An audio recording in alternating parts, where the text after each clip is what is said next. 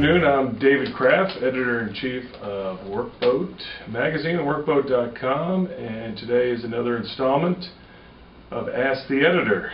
And today's question comes from Dave Benfer, and it relates to towing, and he wants to know whether or not pushing a barge is the same technically as towing. Can the captain of a tug program the AIS, which is an automatic identification system, to say he is pushing, or must one assume, even though the receiving AIS says towing, he might actually be pushing? Rule 24 seems not to combine the two, but rather speaks of pushing as well as towing. The question arose recently when I encountered a tug towing per the AIS, but actually it was pushing. Given the angle of approach, the darkness of the night, and distance off, it was difficult to discern what he was doing. Well, Dave, thanks for the question. Once again, I have absolutely no idea what the answer to that is.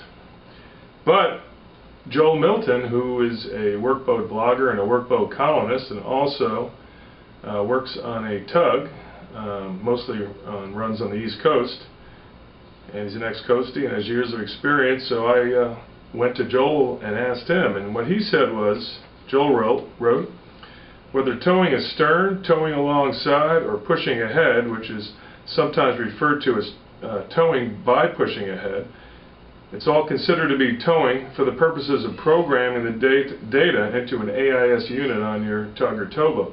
The three AIS vessel identifier codes that apply to tugs and which must be programmed into the AIS unit prior to departing on a voyage are 52, that's for light tugs with no barge, 31 for towing in any of the three aforementioned configurations, and 32 for towing when the length of tow exceeds 200 meters or the width exceeds 25 meters in any configuration.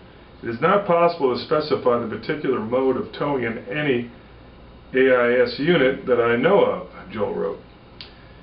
This is completely separate and distinct from the navigation light requirements of the navigation rules, although they do share the 200-meter tow length breakpoint. The vessel identifier codes will be viewed in a Word format on the AIS display in the wheelhouse. But there will be no way to know for sure what the actual tow configuration is unless you can see the tug and tow or communicate with them via radio.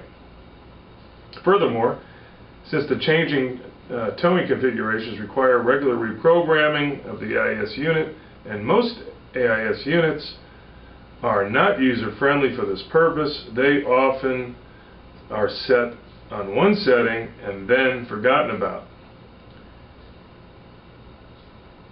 There is no way to know if what is being displayed is accurate or necessarily any reason to expect it to be so, particularly with tugs. Towing vessels are the only vessel class that has multiple modes that require frequent reprogramming of your AIS, and the regulatory bodies and AIS manufacturers appear not to have foreseen that if it can't be done quickly and easily, then it simply won't be. Well, Dave, I hope that answers your question, and I want to thank Joel for helping me out.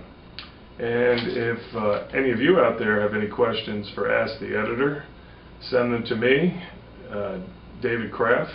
That's DKRAPF at divcom.com, divcom.com. So until next time, thanks a lot.